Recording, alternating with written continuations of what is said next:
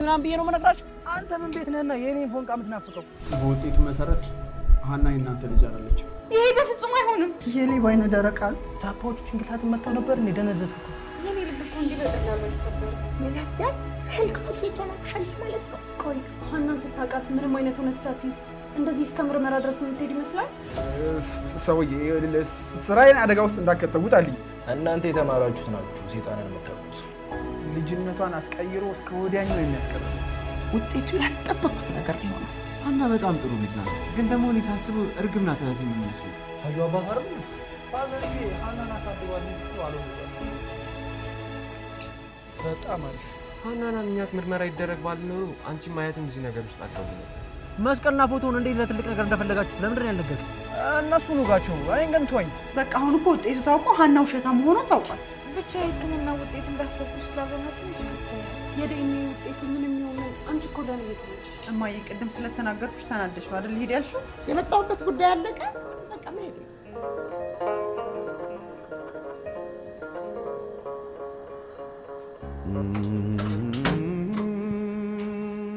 ሀና እንደምን አደርሽ እግዚአብሔር ይመስገን እንዴት አደርክ ዶክተር አለሁ አባባ እንዴት ናቸው ያው እንደምታየው ነው አይናገር አይጋገር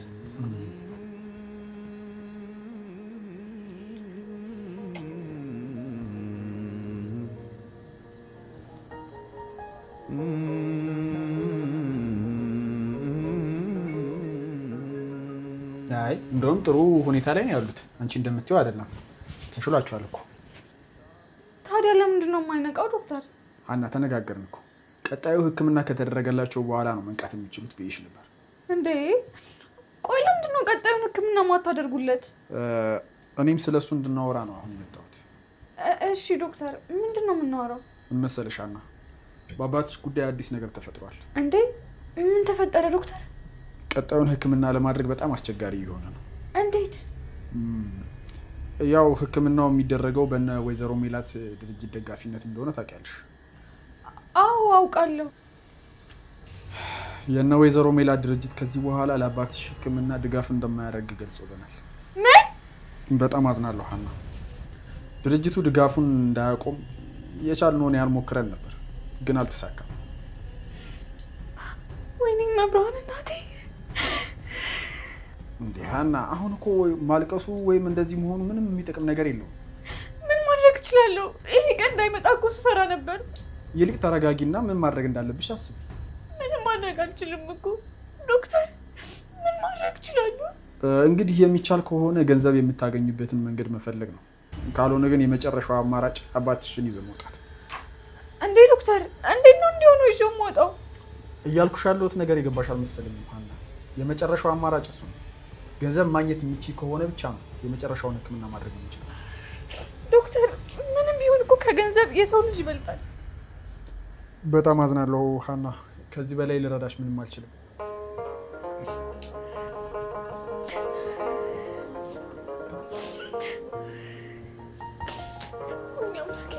አባቴን ጭራሽ የሆነ ነገር አድርጌ አባቴን ማሳከም አለብኝ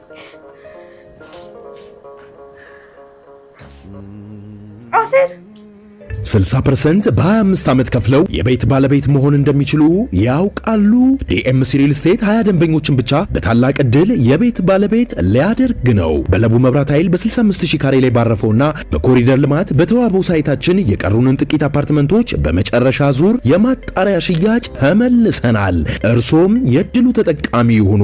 በዘመናዊ መንደራችን ውስጥ በግንባታ ላይ የሚገኙ ቅንጡ አፓርትመንቶች ከስቱዲዮ እስከ ባለ 4 መኝታ በ8% ቅድመ ክፍያ ብቻ ማለትም ከ480,000 ብር ጀምሮ ቅድመ ክፍያ በመክፈል የቤት ባለቤት ይሁኑ።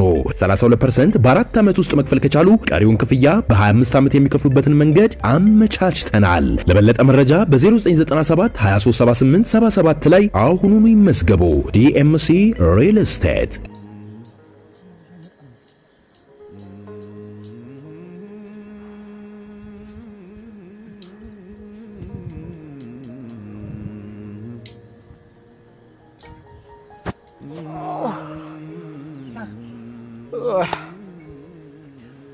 ምንድነው ቆይክ ምን ከመሰለ እንቅልፍ ላይ አይደል ይቀሰቅስክኝ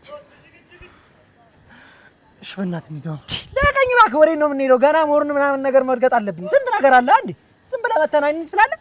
ኧረ ሀና ነች በጠዋት ቶሎ ና ብላ የደወለችልኝ። ኧረ በእናትህ እንሂድ። የት ናት ሀና? ሆስፒታል ናት። የት ትሆናለች? እና በዚህ ሰዓት ምን ሆና ነው የጠራች? እኔ ምን አውቃለሁ፣ ብቻ ቶሎ ድረስ ነው ያለችኝ። ወይኔ በኪድዬ ምን ሆንክ? ፋያው ደየሙ ማለት ነው? ምን? እንዴት አባ ነው እንደዛ የምታስበው? በዚህ ሌሊት ና ካለችማ በቃ ደየመው ነው። አንተ ልጅ ግን ካፍ ምንም መልካም ነገር ያወጣ ማለት እና እኔ ምን አገባኝ? ከደየሙ ማድረግ እችላለሁ እኔ። ወይኔ በኪድዬ አምዳል እንዴ? እና እኔ ምን አደረኩ? እኔ ነው እንደምመተኝ። ለምንድን ነው ግን መልካም ነገር ማሰብ ማችለው? ተምቹ እንዴት ነው ማላስበው? ባይደይሙ ታዲያ ለምን ትደውላለች? ሀና ለንደውል አታውቅም? የመጀመሪያው ነው ዛሬ የምትደውለው?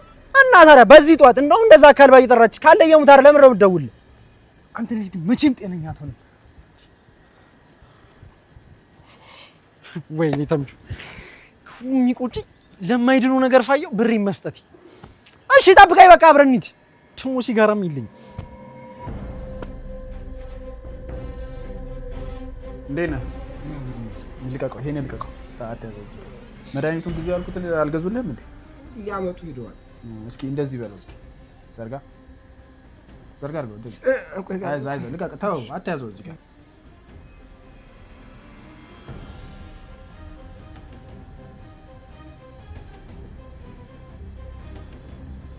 እስኪ እንደዚህ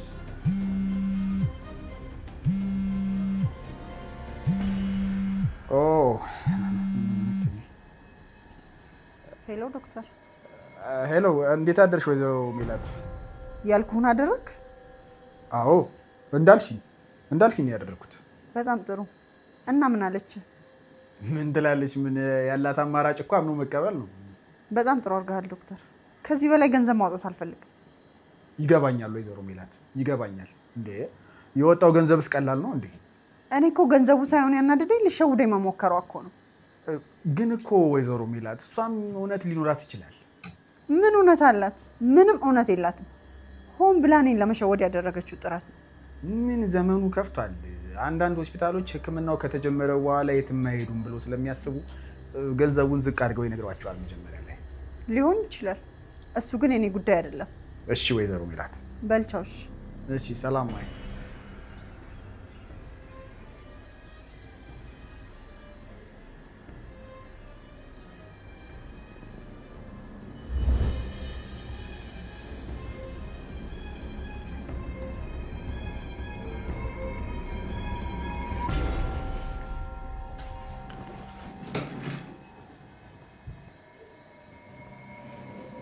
ቤት የሆነ ነገር ላስቸግር ነበር የመጣሁት።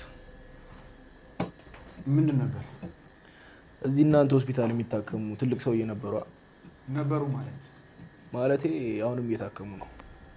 እና ስለሳቸው ላወራህ ነበር የመጣሁት። ይቅርታ በጣም አንደኛ በጣም ቢዚ ነኝ፣ ሁለተኛ ደግሞ ሰውየውን አላወቅኳቸው። ሰውየው አቶ ኖላዊ ይባላሉ። እሺ አስታወስኳቸው። እና ስለሳቸው ምንድን ነው የምታናገረው? ሕክምናውን ለመሸፈን የተስማማው የነ ወይዘሮ ሜላት ድርጅት እንደሆነ አውቃለሁ። እሺ። እና በዚህ ሕክምና ሂደት ላይ አንተን ተጠቃሚ የሚያደርግ ስራ ይዤ መጥቻለሁ። ስራ? የምን ስራ? ምን መሰለህ ዶክተር፣ ለሕክምና የሚጠየቀውን ገንዘብ እጥፍ እንድታደርገው ፈልጋለሁ። አልገባኝም።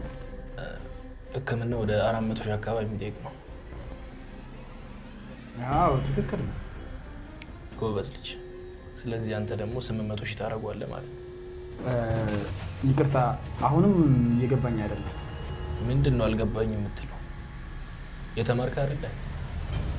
ያልገባውን መጠየቅ የተማረ ሰው ባህሪ መሆኑን ረስተዋል መሰለኝ። አሁን መመጻደቁን ተውና ተጨማሪ 400 ሺህ ብር አንተ ትወስዳለህ።